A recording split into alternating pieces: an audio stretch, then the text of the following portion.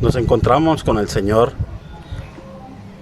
Lorenzo Antonio Torresgrosa Jiménez. ¿Qué es lo que usted quiere denunciar? Vengo a denunciar posibles hechos de corrupción, abuso de poder y tráfico de influencia, así como violación y vulneración de mis derechos humanos por parte de autoridades judiciales y de la Comisión de Derechos Humanos del Estado de Yucatán. Para esto, señores, voy a presentarles lo siguiente. Vengo padeciendo de abuso de poder por parte de las autoridades que representan la procuración y la impartición de justicia, porque desde el año 2006 soy víctima de abuso de poder por parte de ellos, en donde han demostrado que se han unido todos para que no salga a la luz la verdad y se imparta justicia de verdad. En el año 2006 fuimos despojados de una propiedad en Concal, Yucatán, con documentos falsos que fueron utilizados para ese caso. Interpuse una denuncia en la Procuraduría General de Justicia en el año 2006. Entonces, en lugar de haber obtenido justicia, se me violaron mis derechos por parte del licenciado Rafael Acosta Solís, que fue su procurador de averiguaciones previas en ese momento. Por lo que, al no tener una contestación honesta, justa, pues él hizo todo lo necesario para impedir que se llegue a la verdad en este caso. Por lo que denuncié al licenciado Rafael Acosta Solís ante la CODEI, Comisión de Derechos Humanos del Estado de Yucatán, por todas las arbitrariedades e ilegalidades en las que incurrió en el proceso de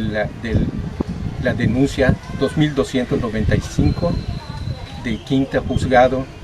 2006. Por lo que, lejos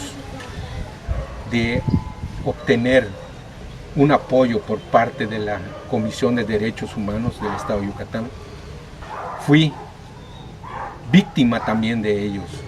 pues vulneraron y violaron todos mis derechos humanos al impedir que se haga justicia y permitirle al licenciado Acosta Solís que me prive de la libertad injusta e ilegalmente, fabricándome delitos graves, por lo que fui sentenciado 19 años de prisión por la juez Leticia del Socorro Cobá Magaña, que sin tener los elementos necesarios para hacerme posible responsable de los ilícitos de violación equiparada, abuso sexual, allanamiento de morada y daños en propiedad ajena, me sentenció, demostrando con esto que en este estado de Yucatán prevalece la corrupción y el tráfico de influencias. En el año 2008 interpuse la denuncia 207-2008 en la CODEI. Un año antes de que se me detenga arbitrariamente por órdenes del licenciado Rafael Acosta Solís, para que yo no prosiga con esa denuncia, a vista y paciencia de los visitadores y presidente de la Comisión de Derechos Humanos, que no hicieron absolutamente nada para defenderme, sino al contrario, proveyeron de documentos al licenciado Acosta Solís para que me siga perjudicando. Estando en los separos de la Procuraduría General de Justicia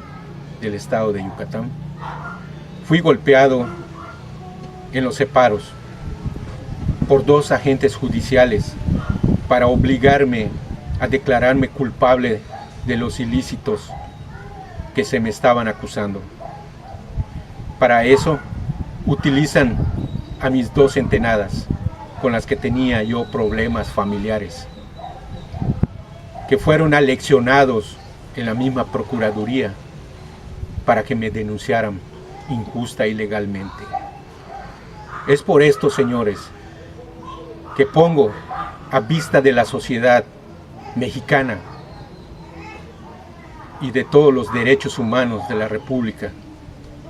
este video para que conste que aquí en Yucatán no existe el Estado de Derecho, sino que estamos en completo estado de indefensión, pues los que deben de procurar velar por nuestros derechos humanos están coludidos con los trabajadores que dicen ser representantes de la impartición de justicia. Siendo esto algo grave que nos sucede. Es por eso que con miedo, señores, con miedo y terror, vengo a presentar esta denuncia social. Porque sé que estos individuos no se apegan a derecho, sino que para limpiar sus delitos cometen más delitos. Y esto, señores, no puede seguir aquí en el estado de Yucatán ni en ninguna parte de la República Mexicana. Me indigna,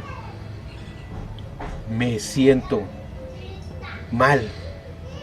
por todo esto que se vive aquí en Yucatán, por todo lo que he vivido. Para esto, señores, he solicitado al Registro Nacional de Víctimas que se me reparen los daños que me ocasionaron, pues tuve que estudiar Derecho en materia penal para defenderme en mi amparo directo,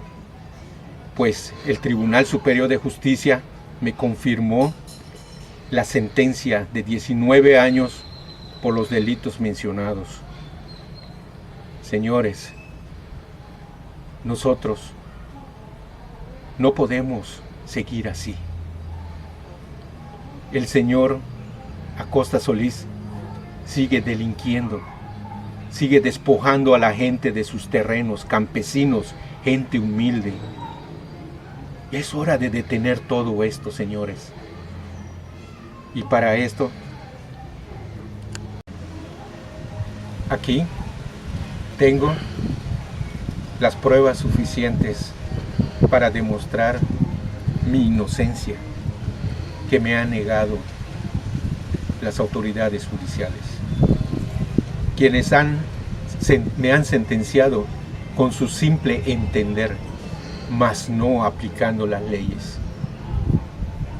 La Comisión de Derechos Humanos está entorpeciendo la entrega del expediente 207-2008 que se le ha solicitado en el Registro Nacional de Víctimas. Esto no es casualidad, es sospechoso, porque ellos están maquillando ese expediente para proteger a los altos funcionarios que están involucrados en mi detención y privación ilegal de la libertad que fui objeto. Le pido, señores, que conforme a las pruebas que voy a presentar, ustedes mismos juzguen quiénes son los delincuentes. Pues con todos los delitos que han cometido los impartidores de justicia y los procuradores de justicia, hasta el día de hoy no hay ningún alto mando encarcelado por alguna denuncia de la Comisión de Derechos Humanos. La Comisión de Derechos Humanos solo es una pantalla pues todos salimos desilusionados y desmoralizados del procedimiento tan pobre de apego a derecho que tienen los visitadores de esta institución. La ley es muy clara, señores. Los jueces cuentan con todos los instrumentos legales para que puedan resolver de forma legal cada uno de sus casos.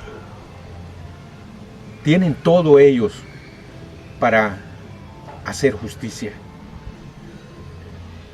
pero ellos incurren en la violación de los derechos. Así que, por lo tanto, con todos los instrumentos con los que cuentan los impartidores de justicia, no se les puede permitir errores, no se le permite errores en la ley, porque si cometen algún error, es delito, y delito grave, porque ellos privan de la libertad a las personas con sus malas decisiones. Por los graves delitos que han cometido en mi contra, le pido al CEV, o Registro Nacional de Víctimas del Estado de Yucatán, se me indemnice para reparación de los daños que me han ocasionado. Para evitar esto, los jueces me han dejado y me han sentenciado por el delito de allanamiento de morada, abuso sexual y abuso sexual, para evitar que yo pueda recibir esa indemnización. Es por eso que yo me opongo a cualquier otra decisión de la que tome el Registro Nacional de Víctimas, porque es un derecho que tengo, porque no tenía yo que pagar ningún delito, pues nunca se aportaron las pruebas necesarias para hacerme responsable del ilícito. Y por esos ilícitos fui sentenciado a 6 a 19 años de prisión, de los cuales 6 años y 5 meses estuve privado de la libertad en el Cerezo de Mérida. Por el Registro Nacional de Víctimas le solicitó a la Comisión de Derechos Humanos el día 10 de diciembre de 2017 que aporte el expediente 207-2008. Hasta el día de hoy, 26 de febrero de 2008, en la Comisión de Derechos Humanos del Estado de Yucatán no ha cumplido con ese requerimiento, siendo ellos los más allegados a cumplir con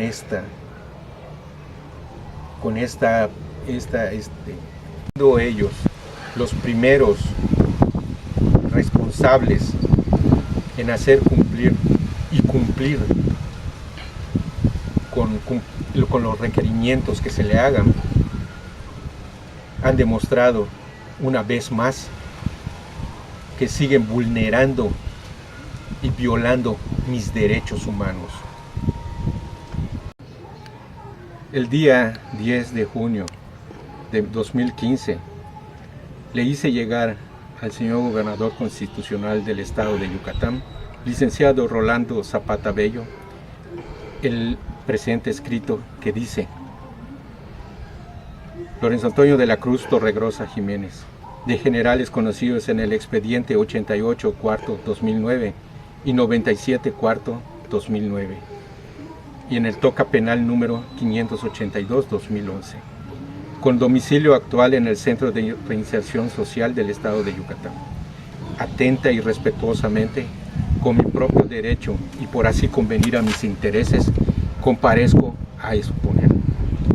relativo al despacho número SSGA-DPO-8, octavo, 4167, diagonal 2014, varios, número 751, diagonal 2014, BDA, referente a la demanda de garantías promovida por el que suscribe, en el amparo directo que promoví ante la Suprema Corte de Justicia de la Nación con residencia en México, Distrito Federal, por lo que derivó el proveído del 1 de septiembre de 2014 contra actos de la Sala Colegiada Penal del Tribunal Superior de Justicia del Estado de Yucatán, por confirmarme la sentencia de primera instancia de 19 años de prisión corporal por la mala interpretación de las leyes, de la Constitución Federal y de los tratados internacionales sobre derechos humanos, por no existir en autos de la presente causa penal la constancia que corroboren la existencia del cuerpo del delito para demostrar mi presunta responsabilidad de los delitos de allanamiento de morada y violación equiparada, y que solo utilizaron su muy particular punto de vista los sentenciadores, por lo que recurrí al auxilio de la Suprema Corte de Justicia de la Nación para que el que suscribe tenga acceso a la justicia, a la que todo ser humano tiene derecho, por lo que la Suprema Corte notificó al Tribunal de Alzada para que a fin de que determine lo que en derecho proceda. Vengo con el presente memorial, con fundamento en los artículos 1, 8, 14, 16, 17, 19, 20, 21, 94, 97, 108, 109, 110, 111, 113, y 128 y 133 constitucional, en armonía con los tratados internacionales en donde México es Estado firmante y parte, por haber incurrido y sigue incurriendo en delitos de la Sala Colegiada Penal en mi contra, de violación de garantías y vulnerar mis derechos a la libertad, al trato digno, a la integridad y seguridad personal, y a la seguridad jurídica y a la legalidad. Los magistrados ponentes de la Sala Colegiada Penal fueron omisos de percibir en las constancias de la violación de garantías y derechos humanos en la que incurrió la entonces juez Leticia del Socorro Cobá Magaña del Cuarto Juzgado Penal del Primer Departamento Judicial del Estado de Yucatán, ahora magistrada de este Tribunal de Alzada. Fueron omisos de percibir la manera ilegal y arbitraria con la que fui privado de mi libertad por los policías estatales aprensores, pues sin que exista orden de autoridad competente ni se hayan cumplido con los supuestos que la normatividad prevé para la flagrancia. Por lo tanto, con apego a derecho en una clara privación de mi libertad, a la juez de primera y segunda instancia judicial no les importó pasar por alto el principio de legalidad a la que están obligados a respetar. Al mismo tiempo, profanaron su juramento en la posesión de su cargo, de cumplir y hacer cumplir las leyes que de la Constitución emanen, aunado a la nula defensa legal que tuve por parte de los defensores públicos adscritos a la entonces Procuraduría General de Justicia del Estado y al Juzgado Cuarto Penal de Primera Instancia, que solo cumplieron con nombrarse como tal, pero nunca ejercieron acción legal alguna para combatir las pocas pruebas que obraban en mi contra. Todo esto se debe a venganza del entonces subprocurador de averiguaciones previas de la Procuraduría General de Justicia del Estado, licenciado Rafael Acosta Solís, derivado de la denuncia que interpuse, número de averiguación previa 2295-2007, por el delito de despojo de bien inmueble por una propiedad de 10,000 metros cuadrados que se encuentra en el municipio de Concal, Yucatán, por lo que al negarse el licenciado Acosta Solís al buen desempeño de sus funciones, recurrí a la Comisión de Derechos Humanos del Estado de Yucatán, por lo que se formó el expediente CODEI 207-2008. El licenciado Acosta Solís consignó el expediente, 2295, quinto 2007, por el delito de falsedad en declaración a una autoridad judicial, por esta mala decisión y dolosa del licenciado Acosta Solís. Al pedirle que se apegue a derecho y cumpla con sus funciones, me amenazó de muerte en el edificio de la Procuraduría, amenaza que cumplió, pues como resultado de pedir justicia por su haber sido víctima de un delito, no solo perdí la propiedad, sino que hasta mi libertad, pues me fabricó los delitos por los que ahora estoy privado de mi libertad, sin haber las pruebas suficientes para hacerme posible responsable de los delitos de allanamiento de morada, que fue lo que utilizó para privarme de mi libertad, por lo que pagué una fianza para obtener mi libertad bajo caución, libertad que conseguí, por lo que no conseguí, por lo que me puso otro delito de robo calificado, por lo que promoví un amparo por la formal prisión, por lo que me recalificaron el delito de robo calificado por el de abuso de confianza. Al pedirle en la diligencia constitucional de careo con la parte acusadora por el delito de robo calificado, al pedirle al juez Vázquez Juan los documentos originales que presentó como prueba en mi contra, que contenía en los documentos copias en donde tenía escaneado mi firma, el denunciante le dijo al señor juez que no tenía los documentos originales y que nada más había hecho acto de presencia para otorgarme el perdón. Firmó el perdón y se retiró sin pedir ninguna reparación del supuesto daño. Cabe mencionar que tenía poco tiempo el licenciado Rafael Acosta Solís había cesado de su cargo como funcionario público, pero no ejercieron acción legal alguno para deshacer los daños que ocasionó el licenciado Acosta Solís. Ya no tenían ningún pendiente legal, por lo que me preparé para obtener mi libertad de forma inmediata y sin contar con elementos legales para procesarme. La juez Leticia del Socorro Cobá Magaña me dictó auto de formal prisión y posteriormente me sentenció sin haber en la causa penal las pruebas que me hagan responsable de los ilícitos que se me imputan, dejándome en estado de indefensión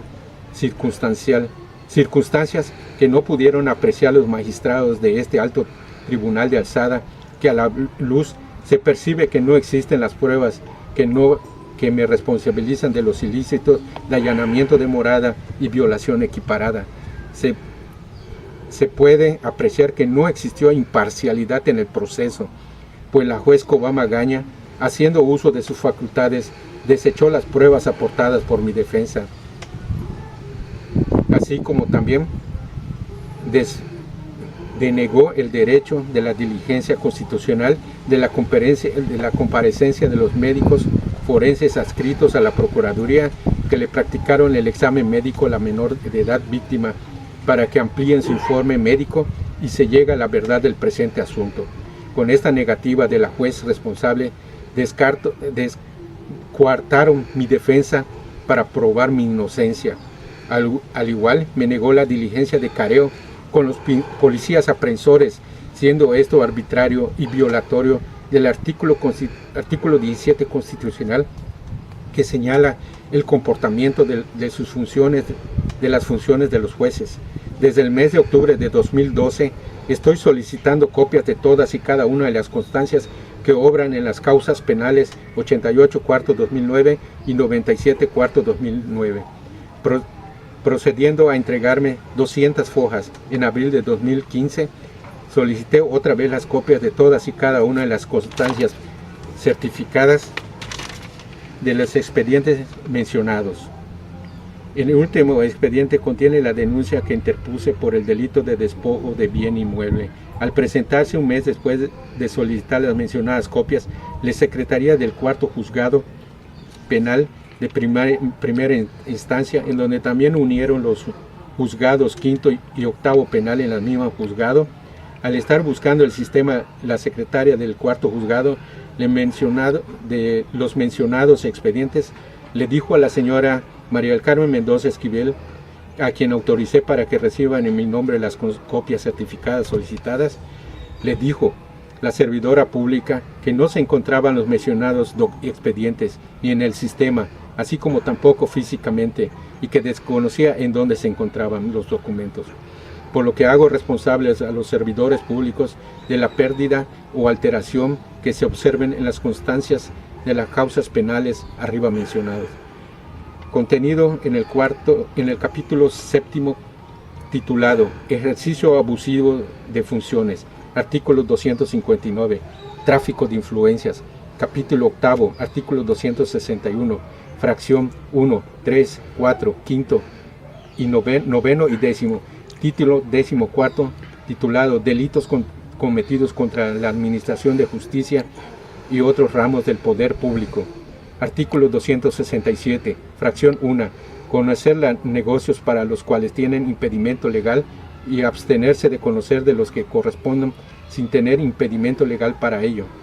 Tercero, ejecutar actos o incurrir en omisiones que produzcan un perjuicio o concedan una ventaja indebida en contra o en favor, respectivamente, de alguno de los interesados en algún negocio. Cuarto, retardar o entorpecer maliciosamente o por negligencia los negocios que se conozca y en general la administración de justicia. Quinto, negarse a despachar un negocio pendiente ante él, estando encargado de administrar justicia bajo cualquier pretexto, aunque sea el de obscuridad o silencio de la ley. Noveno, no cumplir con una disposición que legalmente se le comunique por su superior, sin causa fundada para ello. Décimo, dictar dolosamente una resolución de fondo o una sentencia definitiva que sean ilícitas por violar un precepto establecido en la ley, ser contrarias a las actuaciones seguidas en juicio u omitir dictar o resoluciones de trámite de fondo o de una sentencia definitiva dentro de los términos dispuestos en la ley. Artículo 268. Se sancionará con prisión de 3 meses a 3 años y de 15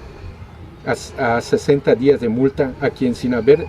intervenido en la comisión de un delito y sin estar autorizado por la ley, altere y modifique, cambie, obstruya, mueva, sustraiga, destruya o manipule de cualquier forma las huellas o vestigios del hecho delictuoso del mismo. Si con alguna de estas conductas se retarda, dificulta o entorpece la procuración de justicia. Todos estos artículos se encuentran en el Código Penal del Estado de Yucatán. El artículo 17 de la Constitución Política de los Estados Unidos Mexicanos establece diversos principios que integran aquel derecho público subjetivo a cuya observancia están obligadas las autoridades que realizan actos materialmente jurisdiccionales, la garantía individual o el derecho público subjetivo de acceso a la impartición de justicia. Consagra a favor de los gobernados los siguientes principios. 1. La justicia pronta, que se traduce en la obligación de las autoridades encargadas de su impartición de resolver las controversias ante ellas planteadas, dentro de los términos y plazos que para tal efecto se establezcan en las leyes. 2. Justicia completa, consistente entre las autoridades que conocen del asunto emitan pronunciamiento respecto de todas y cada uno de los aspectos debatidos cuyo estudio sea necesario, garantice al gobernado la obtención de una resolución en la que mediante la aplicación de la ley el caso concreto se resuelva si le asiste o no la razón sobre los derechos que le garanticen la tutela jurisdiccional que ha solicitado. 3. Justicia imparcial, que significa que el juzgador emita una resolución que no solo apegada a derecho, sino que fundamentalmente que no dé lugar a que pueda considerarse favoritismo respecto de alguna de las partes o arbitrariedad en su sentido. 4. Justicia gratuita, que estriba en que los órganos del Estado encargados de su impartición, así como los servidores públicos a quienes se les encomienda dicha función, no cobrarán las partes a quienes se les encomienda a las partes partes en conflicto emolumento alguno por la prestación de este servicio público. Ahora bien, Si dicha garantía está encaminada a asegurar que las autoridades encargadas de aplicar lo hagan de manera pronta, completa, gratuita e imparcial, es claro que las autoridades que se encuentran obligadas a la observancia de la totalidad de los derechos que la integran, todas aquellas que realizan materialmente jurisdiccionales, es decir, que en su ámbito de competencia tienen la atribución necesaria de dirimir un conflicto suscitado entre diversos sujetos de derecho, con independencia de que se trate de órganos jurisdiccionales o bien solo materialmente jurisdiccionales. El artículo 108 de la Constitución Política de los Estados Unidos Mexicanos, en el título cuarto de la responsabilidad de los servidores públicos para los efectos de las responsabilidades a que alude este título, se reputarán como servidores públicos a los representantes de elección popular o a los miembros del Poder Judicial Federal y a los miembros del Poder Federal, los funcionarios y empleados, y en general a toda persona que desempeñe empleo, cargo o comisión de cualquier naturaleza en la Administración Pública Federal o en el Distrito Federal, así como los servidores públicos del Instituto Federal Electoral, quienes serán responsables por los actos u omisiones en que incurran en el desempeño de sus funciones respectivas, los gobernadores de los estados, los diputados a las legislaturas locales, los magistrados de los tribunales superiores de justicia y, en su caso, los miembros de las judicaturas locales serán responsables de la violación de esta Constitución o a las leyes federales. Ley de amparo, artículo 11 de la Ley de Amparo en vigor. Es autoridad responsable la que dicta, promulga, publica, ordena, ejecuta o trata de ejecutar la ley o el acto reclamado.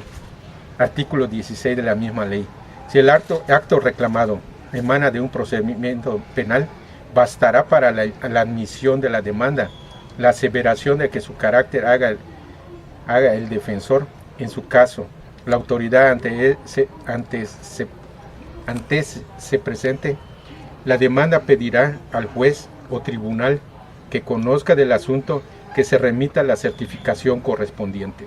Artículo 133 constitucional. Esta Constitución, las leyes del Congreso de la Unión que de ella emanen y todos los tratados que estén de acuerdo con la misma, celebrados y que se celebren por el Presidente de la República con aprobación del Senado, serán la ley suprema de la Unión. Los jueces de cada estado se arreglarán a dicha Constitución, leyes y tratados, a pesar de las disposiciones en contrario que pueda haber en las constituciones o leyes de los estados. Conforme a lo dispuesto en este precepto constitucional, consideramos que también rige en materia de tratados internacionales todas las convenciones internacionales suscritas por nuestro país y en vigor de tratados celebrados entre estados de 1969 y la Convención de Viena sobre el derecho de los tratados celebrados entre estados y entre organizaciones internacionales de 1986, así como demás normatividad convencional incorporada al derecho mexicano vía artículo 133 constitucional y publicada en el Diario Oficial de la Federación, conforme a lo dispuesto en la Ley sobre la celebración de tratados. De modo que un tratado internacional, sin importar la materia que fuere, una vez incorporado por voluntad del Estado parte a su derecho nacional, genera las obligaciones para sus autoridades a sujetarse a dicha normatividad, y su incumplimiento puede traer como consecuencia la responsabilidad administrativa, penal y o civil del Estado y de las autoridades e incluso de sus gobernados, no solo en el orden nacional, sino también en el ámbito internacional. La Constitución Federal, en el artículo 104, fracción segundo, primer párrafo, faculta a los tribunales de la Federación para conocer de las controversias que se susciten respecto del cumplimiento y aplicación de los tratados internacionales y excepcionalmente cuando se afecten intereses particulares, podrán conocer de ella los tribunales del orden común. Asimismo, en el artículo 105, fracción segundo, incisos B y C y G, a la Suprema Corte de Justicia de la Nación se le encomienda conocer de las acciones de inconstitucionalidad en contra de los tratados internacionales que contravengan la Constitución, así como la norma de derechos humanos contenidas en la misma Carta Fundamental y en otros tratados de la materia. La aplicación de un tratado internacional en vigor indudablemente se traduce en el incumplimiento del deber de la autoridad de incorporarlo. Las autoridades nacionales están obligadas a ajustar su conducta al mismo por tener su fundamento en lo ordenado en nuestra Carta Magna, dado que al ser considerado acorde a la Constitución, es también una forma suprema y obliga por igual a todas las autoridades y a los gobernados. De conformidad con la Ley Federal de Procedimiento Administrativo, un acto jurídico derivado de la inaplicabilidad de un tratado internacional en vigor podría ser nulo al carecer de fundamentación y motivación por no estar acorde a la ley. Cabe agregar que la declaratoria de nulidad tiene como consecuencia que el acto administrativo sea declarado inválido, que no se presuma legítimo ni ejecutable y que produzcan efectos retroactivos. Además, exime a los particulares y demás autoridades del deber de acatarlo o cumplirlo. No obstante, este acto puede ser subsanable, pudiendo expedirse un nuevo acto. Artículo primero, tercero, fracción segunda y quinta y sexta de la Ley Federal de Procedimiento Administrativo y último párrafo del artículo sexto de la misma ley. Asimismo, esta ley dispone que el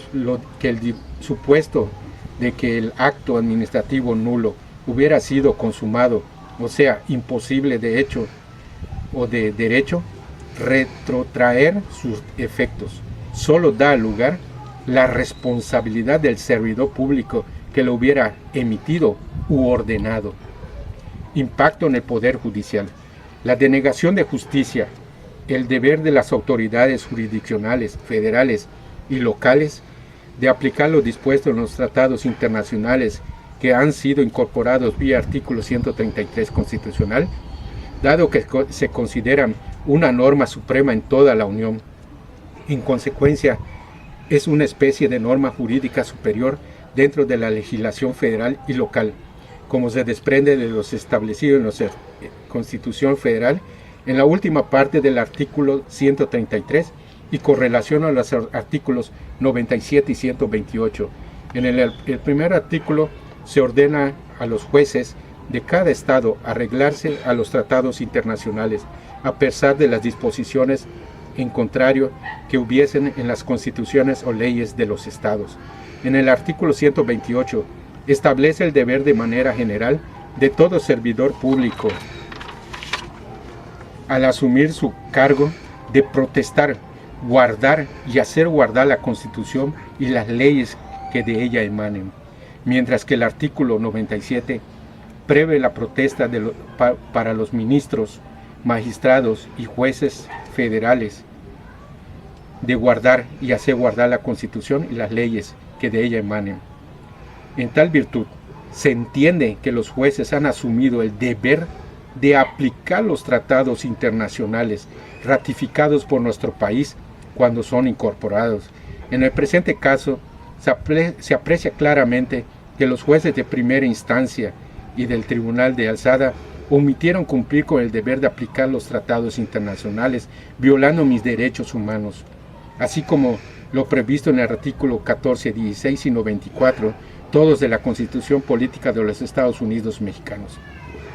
El significado de la aceptación de la competencia de los comités de Naciones Unidas,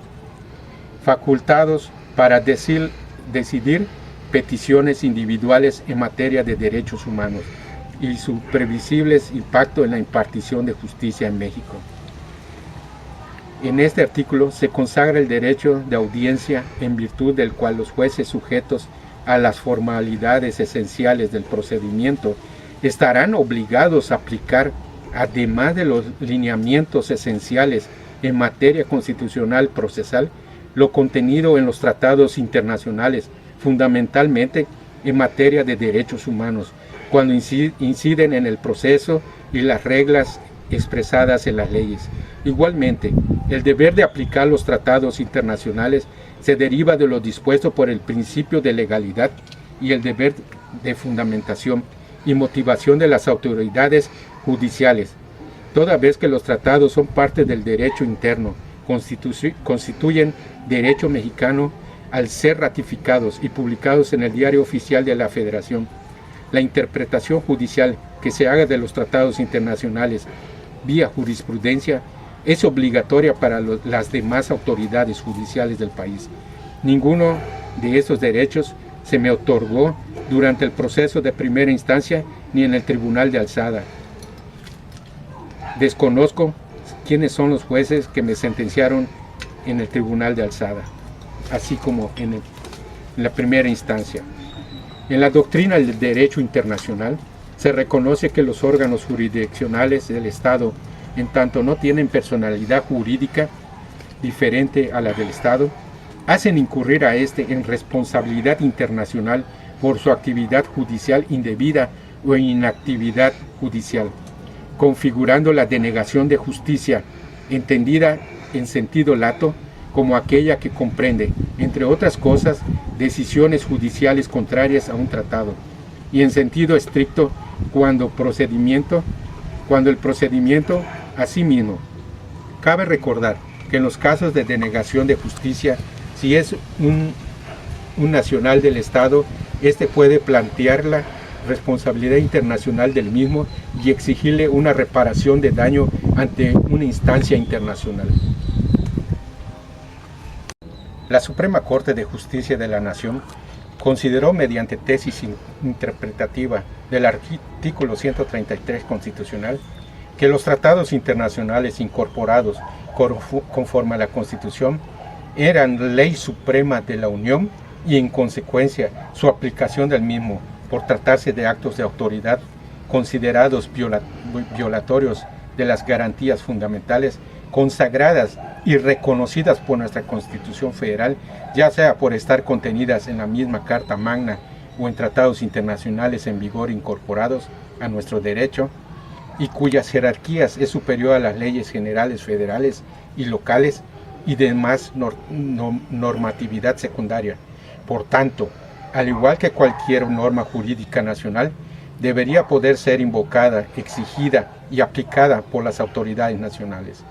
Esta opinión parece bastante acertada, pues indudablemente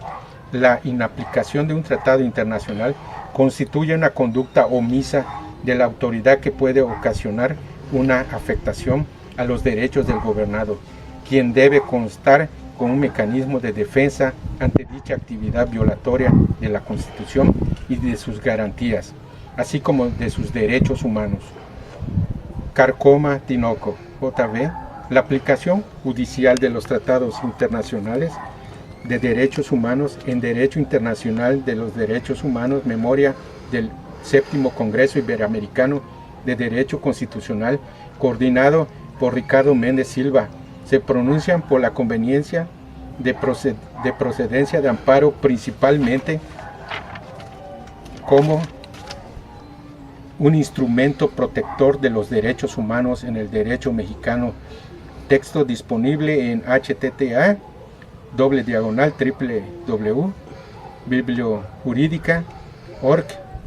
/libro.htm1. Además del mismo autor, la incorporación de los derechos humanos en las constituciones locales mexicanas, derecho y seguridad internacional. En su momento, en la doctrina se consideró que debería ser procedente el amparo en los casos en que los derechos contenidos en un tratado internacional en el que nuestro país fuere parte, no se respetaran o aplicaran las autoridades, no solo en forma pasiva, sino también activa o omisiva o permisiva, en el entendido de que la protección constitucional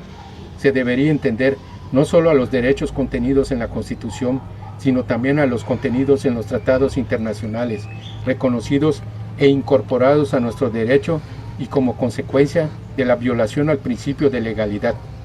Artículos 14 y 16 constitucionales, así como a lo dispuesto en el artículo 128 de la Constitución Federal y en atención a las facultades explícitas e implícitas que tienen toda autoridad para el debido cumplimiento de sus funciones, atribuciones y obligaciones. De todo lo antes visto, es de resaltar que la inaplicabilidad de los tratados internacionales por parte de las autoridades nacionales y la omisión legislativa para su desarrollo, así como la falta de medios de impugnación o de defensa contra dichos actos, invariablemente da lugar a una denegación de justicia, tanto para la nación, para los nacionales como para extranjeros que se encuentran en territorio mexicano, sometidos a la potestad del Estado. Asimismo, recordemos que la denegación de justicia es una excepción al requisito de agotamiento de los recursos internos para acudir ante una instancia internacional y reclamar una violación, por lo que la carencia de vías de impugnación posibilitan al individuo para que de manera directa plantee la responsabilidad del Estado, tanto en el orden interno como internacional. Los actos omisivos y lesivos, máxime si se trata de violaciones a derechos humanos o fundamentales, independientemente de lo que establezca la normatividad nacional. Consecuencias jurídicas. Además de lo ya señalado, existen otras consecuencias jurídicas que se dan con motivo de la actuación de los servidores públicos del Estado, cuando su conducta no se ajusta a lo que establece un tratado internacional, pudiendo acarrear no solo la responsabilidad individual del servidor público, sino la del Estado mismo, tanto en el ámbito nacional como supranacional. La responsabilidad del servidor público. En virtud de que el principio de la legalidad rige al servidor público, es deber de todo servidor público conducirse conforme a las normas jurídicas mexicanas disponen. Por tanto, no aplicar o respetar un tratado internacional que ha sido incorporado al derecho mexicano significa el no respeto a dicho principio, toda vez que los tratados incorporados son normas jurídicas mexicanas. Asimismo, nuestro sistema jurídico dispone que las autoridades judiciales y administrativas tienen el deber de abstenerse de cualquier acto u omisión que implique el incumplimiento de cualquier disposición legal relacionada al servicio público, de modo que no aplicar un tratado por parte de una autoridad judicial o administrativa en tanto norma que forma parte del sistema jurídico podría dar lugar a un tipo de responsabilidad y en consecuencia a una sanción administrativa consistente en suspensión, destitución, inhabilitación para el desempeño de un cargo público o una sanción económica. Fracción 24 del artículo 8 de la Ley Federal de Responsabilidad Administrativa de los Servidores Públicos. Así, por ejemplo, se establece en nuestro sistema jurídico, principalmente en materia civil y mercantil, que deberá aplicar lo dispuesto en los tratados internacionales en los que nuestro país sea parte, tales como en la cooperación procesal internacional, el arbitraje comercial internacional, la recepción de pruebas en el extranjero, para la apostilla, etc.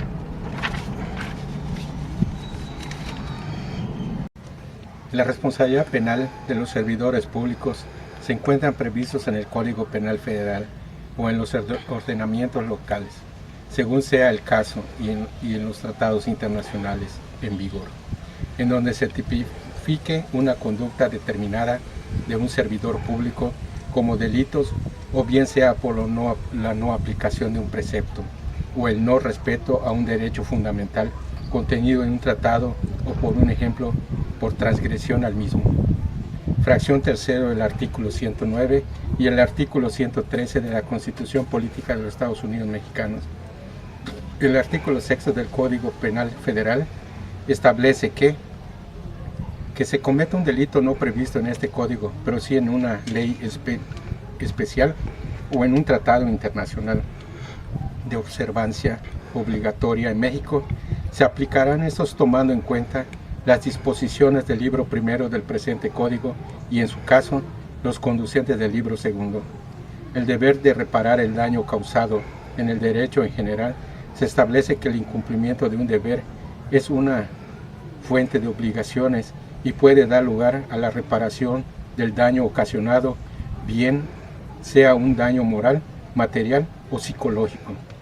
En el ámbito penal, nuestra Constitución reconoce en el artículo 20, apartado B, que el derecho de la víctima ofendido del delito, a la reparación del daño en tal virtud. El artículo 30 bis del Código Penal Federal señala que tienen derecho a la reparación del daño en el siguiente orden. Primero, el ofendido. Segundo, el caso del fallecimiento del ofendido, el cónyuge subsistite o el concubinario o la concubina y los hijos menores de edad, o a la falta de estos, los demás descendientes que dependieran económicamente de él en el momento del fallecimiento. Cabe comentar que el monto de la reparación del daño lo fija el juez en atención al daño generado y lo que se puede y debe reparar, de conformidad con las pruebas obtenidas en el proceso. Asimismo, la Constitución Federal establece que es una obligación del Ministerio Público solicitar la reparación del daño. El artículo 30 del Código Federal igualmente dispone que el Estado está obligado a reparar. La reparación del daño comprende: 1. La destitución de la cosa obtenida por el delito, y si no fuere posible, el pago del precio de la misma. La indemnización del daño material y moral causado, incluyendo el pago de los tratamientos curativos que como consecuencia del delito sean necesarios para la recuperación de la salud de la víctima. En los casos de delitos contra la libertad y el normal desarrollo psicosexual y de violencia familiar, además se comprenderá el paso de los tratamientos psicoterapéuticos que serán necesarios para la víctima, el desasimiento de los perjuicios ocasionados. Artículo 31 bis, 32, fracción sexta del Código Penal Federal. En el Código Penal Federal igualmente dispone que el Estado está obligado a reparar el daño solidariamente por los delitos dolosos de sus servidores públicos realizados con motivo del ejercicio de sus funciones subsidiariamente cuando aquellos fueran culposos. Así es que, en el caso de que nos ocupa la conducta atribuible al servidor público, violatoria al principio de legalidad fundamentalmente por ser contraria a un tratado internacional incorporado, puede traer aparejado además el deber de reparar el daño causado, material o moral, mismo que debe ser establecido con base a la legislación que resulte aplicable. En el derecho mexicano, el deber de reparar el daño derivado de la comisión de un delito tiene el carácter de pena pública y puede ser reclamado por la vía civil cuando, dado el caso, el acreedor no la pudiera obtener ante el juez penal, en virtud de un no ejercicio de la acción penal. Por parte del Ministerio Público, un sobreseimiento, en su caso, la emisión de una sentencia absolutoria, artículos 34 del último párrafo y artículo 1 del Código Penal Federal. Por otro lado, la Ley Federal de Responsabilidad Patrimonial del Estado, reglamentaria del artículo 113 de la Constitución Política de los Estados Unidos Mexicanos, reconoce el derecho a la indemnización a quienes sin obligación jurídica de soportarlo sufran daños en cualquiera de sus bienes y derechos como consecuencia de la actividad administrativa del Estado. En tal virtud, es inaplicabilidad de un tratado internacional incorporado por parte de un servidor público constituye una actividad administrativa irregular del Estado, ya que dicha actuación pueda causar un daño a los bienes y derechos de los particulares que no tengan la obligación jurídica de soportar en virtud de que no exista fundamento legal de justificación para legitimar el daño que se le trate, La responsabilidad patrimonial del Estado mexicano, la Ley Federal de Responsabilidad Patrimonial del Estado, reglamentaria del artículo 113 de la Constitución Política Federal, establece que la actividad administrativa irregular del Estado trae aparejada la responsabilidad patrimonial del Estado cuando con motivo de sus funciones afecta bienes o derechos de los particulares de manera ilegítima, porque carece de fundamento legal alguno. En este orden de ideas, la inaplicabilidad de un tratado puede acarrear la responsabilidad patrimonial del Estado independientemente de la responsabilidad del servidor público de que se trate. Esta ley federal dispone que deberá atribuirse a cada ente público federal los hechos o actos dañinos que provengan de su propia organización y operación, incluyendo las de sus órganos administrativos desconcentrados, y que responderá únicamente de los hechos o actos dañinos que haya ocasionado los servidores públicos que le estén adscritos. Asimismo, la ley establece que la parte interesada deberá presentar su reclamación ante la dependencia o entidad presuntamente responsable o organismo constitucional autónomo conforme a lo establecido en la Ley Federal de Procedimiento Administrativo, debiendo señalar en su caso él o los servidores públicos involucrados en la actividad administrativa que se considere irregular. Así que la no aplicación de la ley conforme al derecho mexicano es una transgresión al principio de legalidad y a la de certeza jurídica, y al deber de todo servidor público federal o local de respetar las normas mexicanas y fundamentalmente a lo ordenado en la Constitución Federal, de modo que la contravención al precepto constitucional puede traer aparejada una sanción, además de consecuente nulidad del acto violatorio e inconstitucional, y en su caso el deber de resarcir el daño causado. Artículos 26 y 31 de la Ley Federal de Responsabilidad Patrimonial del Estado. La reparación del daño causado es un derecho reconocido a nivel universal de la víctima, es decir, está consagrado tanto a nivel internacional como nacional, regional y comunitario. Indudablemente, este tema constituye un aspecto como a todo sistema jurídico existente. Nadie duda del derecho que tiene una víctima, sobre todo en el caso de violaciones a derechos humanos, a la reparación del daño. A la diferencia estriba en los estándares y criterios a emplear para la fijación del monto de la reparación. El Consejo de la Judicatura de la Suprema Corte de Justicia de la Nación decretó que modifica la denominación del capítulo primero del título primero y reforma diversos capítulos de la Constitución Política de los Estados Unidos Mexicanos, Diario Oficial de la Federación, el 10 de junio de 2011. Dossier Síntesis del Proceso Legislativo México 2011, p.3. A partir de la entrada en vigor de esta reforma a la Constitución, los tratados sobre derechos humanos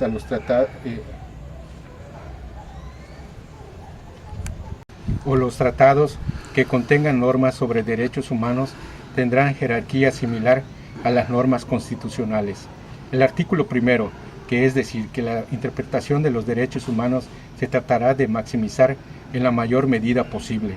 la protección del derecho humano de las personas. También se establece un mecanismo de suspensión de garantías más sofisticado. En caso de suspensión de garantías en donde, por cierto, ciertos derechos humanos jamás podrían suspenderse, se establece un mecanismo de revisión de oficio para que la Suprema Corte de Justicia de la Nación, de manera oficiosa, revise si los decretos del Ejecutivo que se emitan en su suspensión de garantías son constitucionales o no. Esa facultad se elimina de la Suprema Corte de Justicia y pasa a un consejo consultivo de la Comisión Nacional de Derechos Humanos, integrado por miembros honorarios que van a realizar facultades de investigación y tener atribuciones ejecutivas. Igualmente se dispone que las normas relativas a los derechos humanos se deberán interpretar de conformidad con la Constitución y con los tratados internacionales de la materia, favoreciendo en todo tiempo a las personas la protección más amplia, esto es, atendiendo al principio pro homine. Se impone a todas las autoridades en el ámbito de sus competencias el deber de promover, respetar, proteger y garantizar los derechos humanos de conformidad con los principios de la universalidad, independencia, individualidad y progresividad. Asimismo, se instaura el deber del Estado de prevenir, investigar, sancionar y reparar las violaciones a los derechos humanos en los términos que establece la ley. Por otra parte, se reafirma la prohibición de discriminar por origen étnico o nacional y género, la edad, las discapacidades, la condición social, la condición de salud, la religión, las opiniones, las preferencias sexuales, el estado civil o cualquier otra razón o motivo que atente contra la dignidad humana y tenga por objeto anular o menoscabar el derecho y libertades de las personas. Impacto de las reformas constitucionales de 2011 en el derecho humano, en derecho mexicano. A la fecha, estas reformas constitucionales han impactado significativamente en todo el sistema jurídico mexicano, tanto en la labor de las autoridades como en las relaciones jurídicas que derivan de los derechos reconocidos a los gobernados y los nuevos deberes de las autoridades. Estas reformas vinculan a los tres poderes del Estado, federal, local y municipal, implicando no solo los deberes de hacer, sino de no hacer, de permitir e incluso de facultar en el ámbito de sus funciones y atribuciones, y en pro de los derechos humanos, tanto de nacionales como de extranjeros que se encuentren en territorio nacional. Por tanto, los derechos humanos entren en el territorio nacional. Por tanto, los derechos humanos en el ordenamiento mexicano no solo son los que están previstos en la normatividad interna, sino también en la normatividad internacional. Visto así, el ejercicio de las funciones y atribuciones de las autoridades nacionales en materia de derechos humanos puede impactar tanto en derechos diferentes nacionales como supranacionales, cuando los dichos derechos son violentados, dando paso a una nueva normatividad a nivel nacional y supranacional, según fuera el caso, pues su violación puede no nada más ser una transgresión a mandato constitucional, sino también a normas supranacionales de carácter fundamental.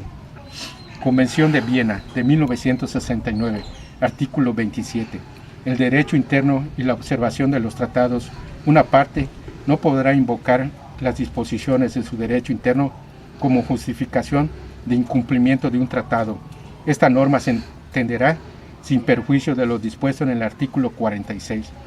Asimismo, en virtud del artículo 1 constitucional reformado, que incluye el principio pro homine, se facultó a las autoridades de todos los órganos de los estados correspondientes a los tres poderes legislativo, ejecutivo y judicial el deber de interpretar los derechos constitucionales y derechos humanos de acuerdo con los tratados internacionales con la materia y conforme a las interpretaciones emitidas por los órganos internacionales encargados de dicha materia. Entre los órganos internacionales encargados están la Comisión Interamericana de los Derechos Humanos, la Corte Interamericana de los Derechos Humanos y el Comité de Derechos Económicos, Sociales y Culturales, además de que podrían ser incluidos en la interpretación los criterios ya establecidos en el orden interno, relativos al principio pro persone o pro homine, así como otros que se empleaban en el ámbito internacional, como el principio del efecto útil sobre restricción de derechos, principios de igualdad y no discriminación, sobre el particular del amparo nacional o el amparo internacional. En la revista Realidad Jurídica, volumen 2, México, mayo de 2004, en torno de lo que se denomine como la doble dimensión de amparo nacional, local y federal, mismo que ahora se complica debido al reconocimiento del Estado mexicano a la competencia contenciosa de la Corte Interamericana de Derechos Humanos en diciembre de 1998, pues ya que implica la aceptación de una auténtica jurisdicción transnacional al conocer de un amparo internacional cuyos efectos vinculantes ha llegado a declarar sin efectos leyes del Congreso locales, incluyendo cambios al texto constitucional. La última tentación de Cristo, que implican necesariamente redimensionar los conceptos tradicionales de soberanía nacional, supremacía constitucional y cosa juzgada. Conforme a lo previsto en el artículo 1 de la Constitución Política de los Estados Unidos Mexicanos, a partir de la reforma publicada en el Diario Oficial de la Federación el 10 de junio de 2011, en atención al principio pro persona, no resulta necesario considerar el contenido de tratados e instrumentos internacionales que forme parte de nuestro orden jurídico si es suficiente la previsión que sobre los derechos humanos que se estimen vulnerados dispone la Constitución General de la República, y por tanto basta el estudio que se realice del precepto constitucional que lo prevea para que determinar la constitucionalidad o no del acto que se reclama. Derechos humanos. Su estudio a partir de la reforma del artículo 1 constitucional, publicada en el Diario Oficial de la Federación y su Gaceta, el 10 de junio de 2011, no implica necesariamente que se acuda a lo previsto en instrumentos necesarios, si resulta suficiente la previsión que sobre estos contenga la Constitución Política de los Estados Unidos Mexicanos. Registro 2002-747, localización J, 2.10, décima época, segunda Sala Suprema Corte de Justicia y su Gaceta. Libro 17, febrero de 2013, tomo 2, página 1049. Si bien es cierto que el artículo 105, fracción segundo de la Constitución Política de los Estados Unidos Mexicanos, establece que las acciones de inconstitucionalidad tienen por objeto la posible contradicción entre una norma de carácter general y la ley suprema, lo que implica que promueve para promover de modo directo y único la supremacía constitucional, por lo que solo los derechos fundamentales previstos por la Constitución pueden servir de parámetro de control de las acciones de inconstitucionalidad de todos los derechos fundamentales expresados en la Constitución. Pueden invocarse como violadas, sin que proceda a hacer clasificaciones o exclusiones de derechos susceptibles de tutelarse por otra vía, de modo que los organismos de protección de los derechos humanos también pueden denunciar violaciones al principio de legalidad contenidos en el artículo 14 y 16 constitucionales, con lo que es dable construir un argumento de violación constitucional por incompatibilidad de una norma con un tratado internacional sobre derechos humanos. Acción de inconstitucionalidad promovida por un organismo de protección de los derechos humanos. En la demanda respectiva puede plantearse violaciones al principio de legalidad y por ende la inconstitucionalidad indirecta de una ley por contravenir los derechos establecidos en un tratado internacional sobre derechos humanos.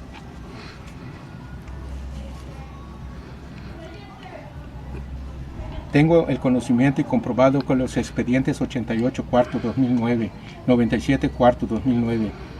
244 quinto 2005 y el 498 octavo 2007 les desaparecieron del sistema y del archivo judicial del Estado para alterar el contenido de las constancias y fabricar el cuerpo del delito para que los funcionarios adscritos al Tribunal de Alzada y del Juzgado Cuarto Penal de Primera Instancia eviten responder por los delitos que cometieron en mi contra, por lo que le pido al ciudadano gobernador proceda a solicitar copias certificadas de todas y cada una de las constancias que obran en autos de los expedientes que he relacionado y realice las investigaciones pertinentes por por medio de las instancias calificadas adscritas a su gobierno para que se llegue a la verdad y me otorguen el acceso a la justicia que se me ha negado desde hace más de 6 años y arbitraria, pues me encuentro cumpliendo una sentencia injusta, ilegal, arbitraria, por haberse violado todos mis derechos humanos y garantías constitucionales. Pues esto es lo que le envié al ciudadano gobernador, licenciado Rolando Zapata Bello, sin que hasta el día de hoy haya recibido contestación alguna. ¿A qué otra instancia se lo hizo llegar? Se le hizo llegar a la Comisión de Derechos Humanos y al Tribunal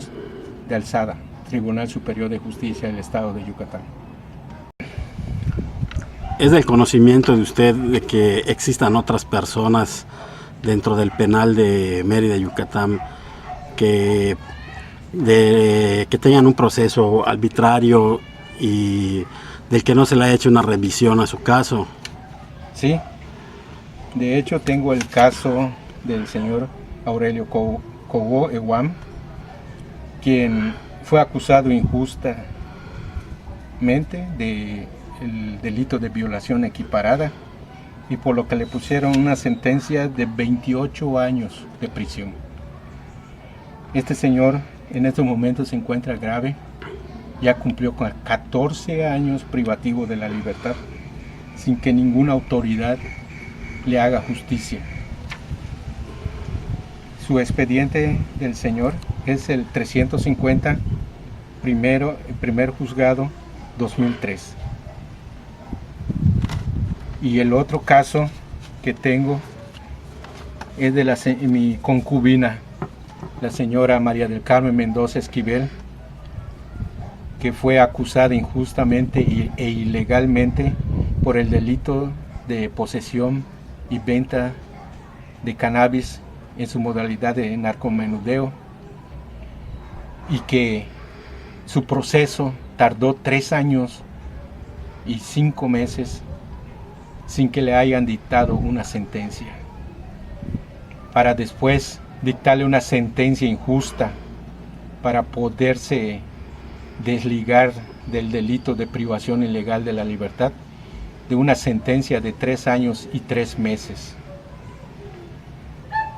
Otro caso es el del señor Manuel Jesús Canché Rodríguez, quien ya ha sido aceptado en la Comisión Interamericana de Derechos Humanos en el año 2015, y este señor cumplió una sentencia que no tenía que cumplir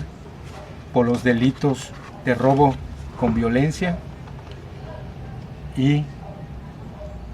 otros delitos que le pusieron. Cumplió una sentencia de 8 años, 11 meses sin que tenga que haberlo cumplido.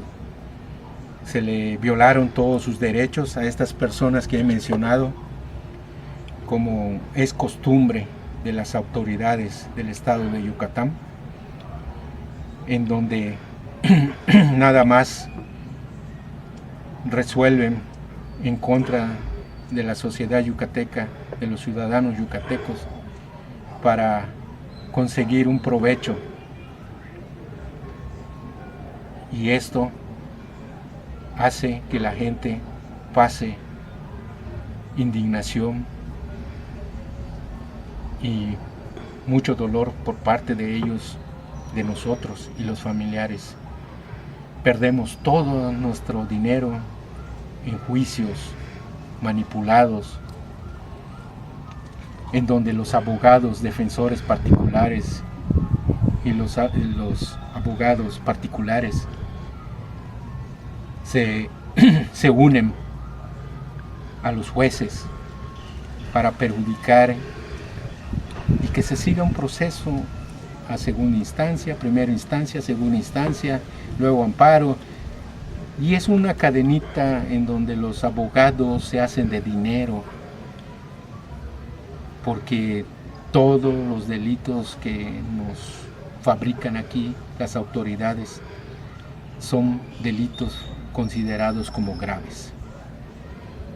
Y esto es un modus vivendi de los abogados particulares. Los defensores de oficio son empleados de los jueces. Entonces, es bola cantada las sentencias de culpabilidad. ¿Usted piensa que todo el sistema de justicia maneja esto como una especie de industria para bajarle dinero a los inculpados pues a ambas partes, ¿no? de los involucrados en un proceso? Así es una gran industria para los que representan la impartición de justicia, la procuración de justicia y todos los que están involucrados en este sistema, que son se produce una ¿cómo le diré? Un tráfico de influencias. ¿Usted piensa que el Estado mexicano es deshumanizado? Completamente deshumanizado. No les importa el dolor que causan con todos esos abusos que cometen contra los ciudadanos. Lo único que les interesa es el dinero, el poder, el quedar bien entre ellos, protegerse entre ellos.